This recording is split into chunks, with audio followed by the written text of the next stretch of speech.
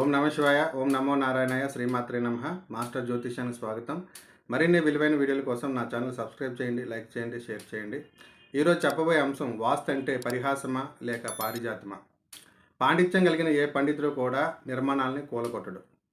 ప్రాచీన వాస్తులో గృహానికి పెరుగుదల ఉన్నప్పుడు అనవసరంగా పెరిగిన అంశాలని కూలగొట్టిన మాట వాస్తవమే కానీ అడ్డదిడ్డంగా కూలగొట్టే విధానం అయితే ఉండదు.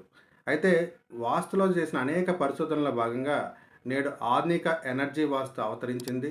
ఈ ఎనర్జీ వాస్తులో స్కానర్లు ఉపయోగించి గృహంలో నెగిటివ్ ఎనర్జీస్ ఉంటే వాటిని క్లోజ్ చేయడానికి, పాజిటివ్ ఎనర్జీస్ లేకపోతే వాటిని తీసుకురావడానికి చిన్న చిన్న వాస్తు రాడ్లు, స్టంట్లు, ప్రొటెక్టర్లు ఉపయోగించి ఏ నిర్మాణాన్ని కూలగొట్టకుండా గృహస్థుడికి ఎటువంటి ఇబ్బంది లేకుండా సంపూర్ణమైన ఉన్నతమైన ఫలితాలు అందించడంలో ఎనర్జీ వాస్తు అత్యంత అధికంగా ఉపయోగపడుతున్నది. దీన్ని వినియోగించి